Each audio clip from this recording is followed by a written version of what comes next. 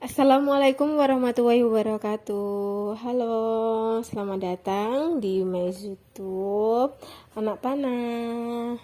Nah, kali ini aku mau share tentang the power of doa yang kedua, yaitu tentang waktu, tempat, dan cara. Oh ya, perkenalkan aku Dewi ya.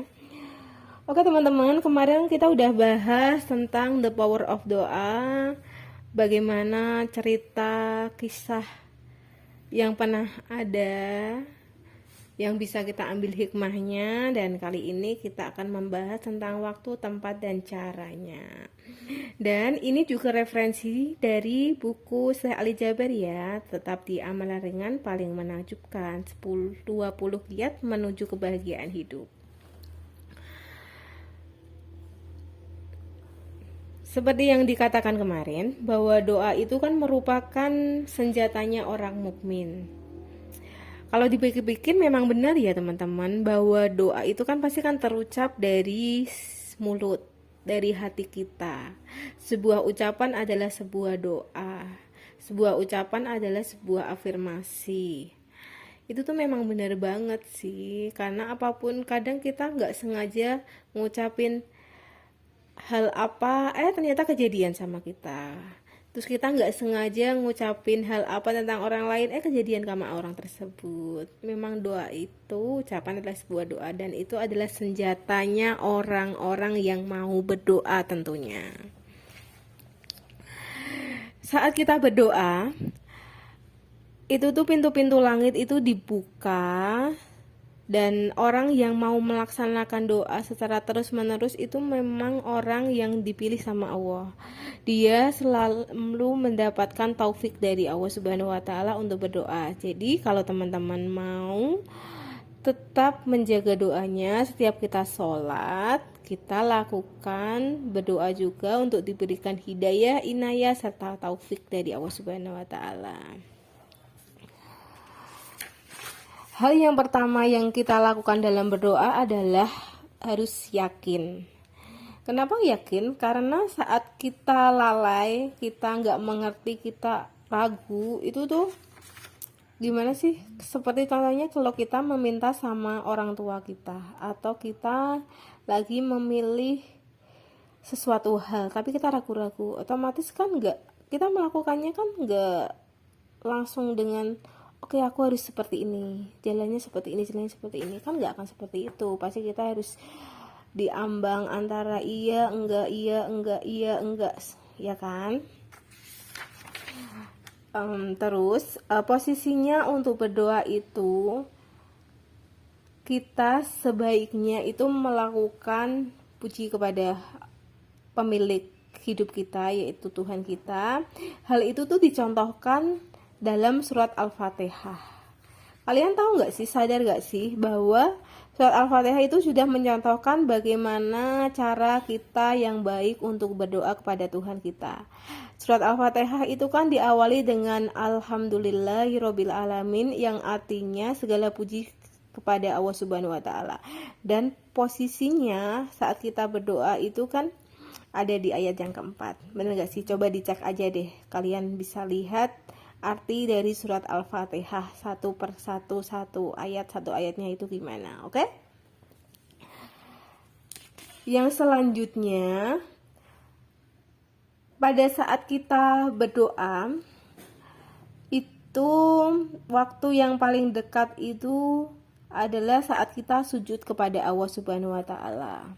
Mengapa seperti itu?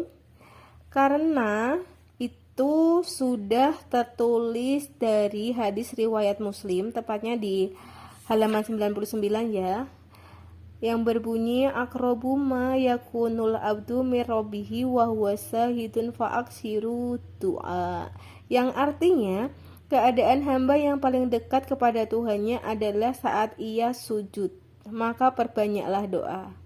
So valid kan? Jadi teman-teman, saat kita sujud, usahakan kita berdoa dengan yakin, jangan lalai.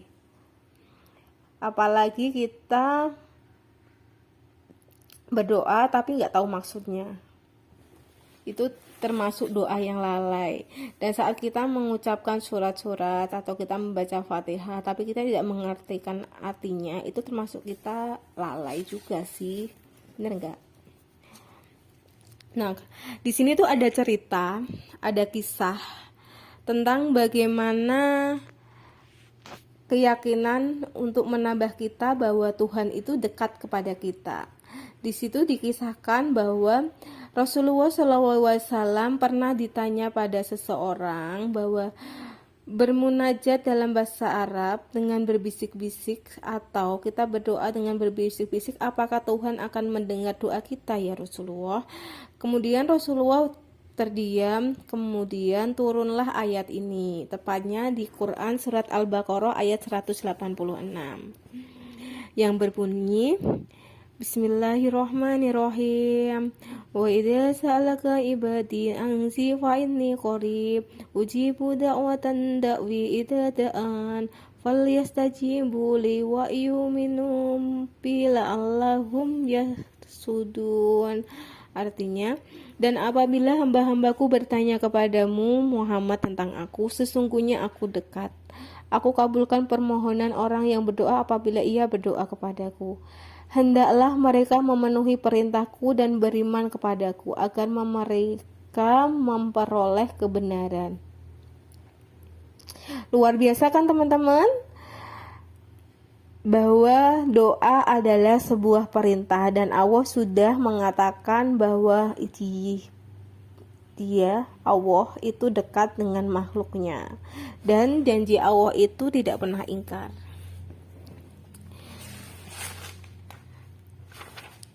Waktu yang baik juga untuk berdoa itu adalah waktu di hari Jumat.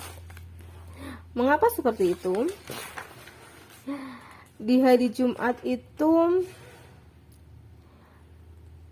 ada jam yang paginya itu berkah, siangnya berkah, sebelum khutbah juga berkah, dan setelahnya juga berkah.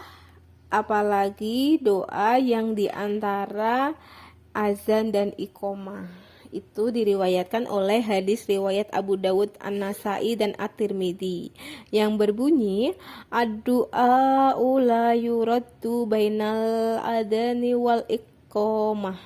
Artinya doa tidak akan ditolak di antara azan dan iqomah. Oh iya, kalian pernah nggak sih melakukan tawaf kepada di Mekah gitu, yang sudah melakukan umroh ataupun haji, itu kan pasti ada doanya nih. Nah itu kan tawaf itu kan selama 7 kali.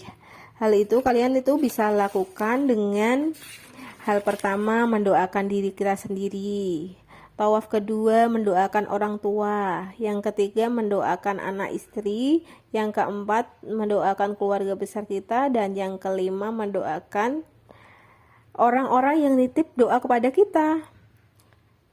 Keenamnya itu doa kepada seluruh umat muslim yang ada di dunia, dan yang terakhir doakan negeri kita tercinta ini, yang pastinya Indonesia ya. Dengan berdoa insya Allah semua permasalahan, semua ujian, semua tantangan yang ada pada diri kita yang sedang kalian hadapi, dengan izin Allah akan bisa terselesaikan dan dilakukan dengan penuh keyakinan ya.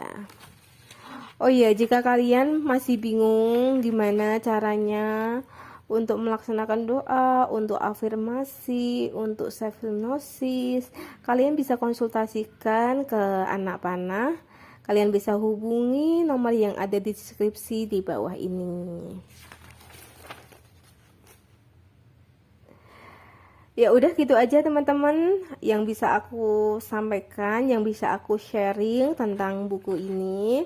Untuk halamannya itu di halaman 96 sampai 105 ya. Jadi kalian bisa baca di situ tentang betapa hebatnya doa. Jangan lupa di like, di subscribe, dan bunyikan loncengnya ya jika ini bermanfaat buat teman-teman, dan semoga memang bermanfaat. Amin ya rabbal alamin. Sampai di sini dulu. Assalamualaikum warahmatullahi wabarakatuh. Bye.